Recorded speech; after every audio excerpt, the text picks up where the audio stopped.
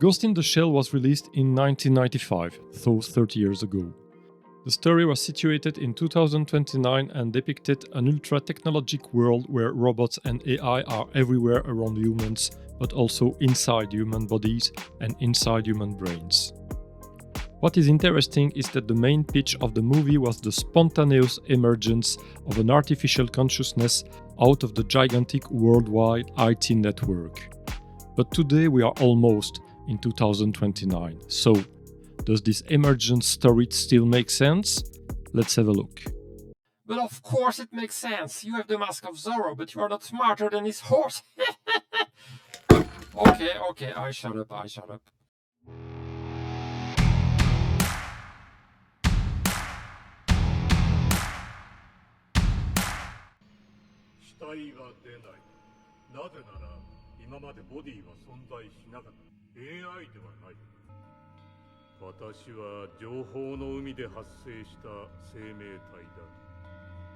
The theory of emergence of consciousness is part of the materialism philosophical approach.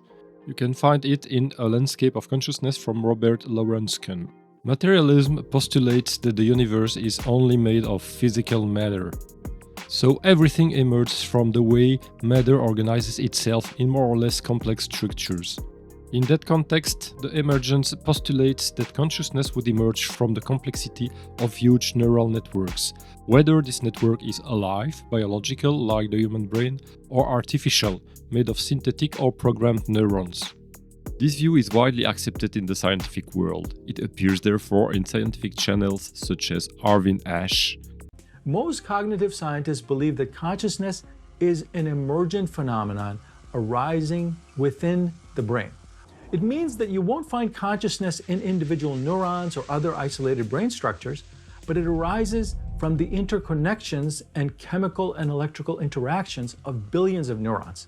Or Sabine Ossenfelder. First assumption I'll make about consciousness is that it's some property which emerges in large collections of particles if these particles are suitably connected and interacting. The problem is that today emergence is presented by many scientists as an undeniable fact and not as a theory that is still to be proven, and this looks quite dogmatic. So let's review some of the weak points of the emergence theory. And let's remember that a great philosopher once said, this could be a lot more complex. A main assumption of emergence of consciousness is that it requires a gigantic quantity of neurons and of interactions between them. That's why consciousness would not appear in very small brains or small networks. This assumption seems really weak because emerging properties usually do not require huge quantities of underlying components to appear. So, if we look at the comparison made by Arvin Ash between water molecules and neurons, the emergent property of wetness arising from countless interacting H2O molecules is analogous to consciousness arising from countless interacting neurons. Countless? Really? Absolutely not. 6 molecules of water are enough to see the emergence of wetness. And Sabine Ossenfelder made the same mistake with her example of the holowave. Emergent, broadly speaking, refers to novel types of behavior in systems with many interacting constituents. A good example is the La-Ola wave that you sometimes see in the audience of sporting events. Okay, how big should the stadium be to make a holowave emergence possible? 50,000? 10,000? No, just a few hundred persons is more than enough, and 7 participants is all it takes to launch the wave. And here is the proof. But how many will it take to start a Mexican wave here, at Swindon? Get ready. Make it really big this time, guys. Here we go. 3, 2, 1, go!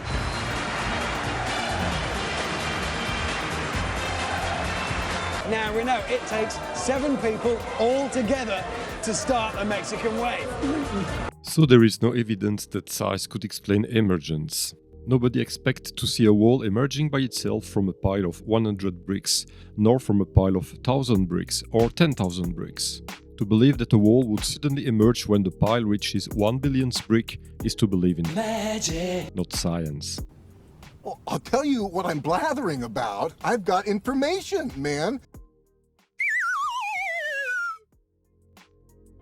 The future predicted by Ghost in the Shell happened for real.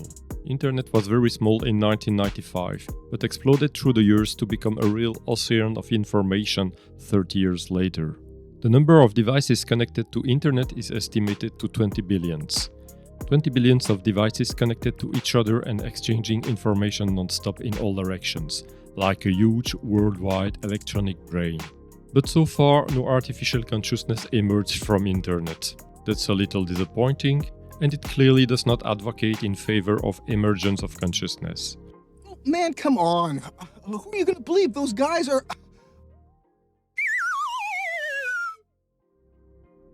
ChatGPT-4, the large language model of OpenAI, is made of 100 billion neurons connected by 100 trillion synapses. Do you know what else is approximately the same size? The human brain. So, if consciousness really emerged from large network of neurons, it's clearly time to... Show me the money! But so far, ChatGPT-4 has not shown the slightest hint of consciousness. This will be the subject of another video. Look, man, I've got certain information. And what about the human being? In many ways, the whole human population looks like a giant brain, where each human acts as a neuron, receiving and sending information to the people around, whether they are nearby or far away. And it started long before Internet was created. But again, so far, no consciousness emerged from this human network. New shit has come to light. The fact that a property is emergent must be proven, at least a minimum. It cannot be claimed just like that. It would make no sense to claim that the applications running on my smartphone are an emergent property of the complexity of the smartphone. Emergence of consciousness has never been observed. When consciousness is seen somewhere, it's already present from the start. There is therefore no evidence that consciousness would emerge from the brain or from any neural network. Even though that's not what he meant, Arve Nash made a very funny sentence. So I will leave the conclusion to him. So no one can keep you from believing whatever you want. But if you believe consciousness comes from somewhere else other than brains, it's a belief, not based on any science. Most cognitive scientists believe that consciousness is an emergent phenomenon arising within the brain. Most cognitive scientists believe Let's try to do better science with no dogma. Hey, congratulations, Einstein. You're gonna save the world with your 5 subscribers. Okay, I shut up.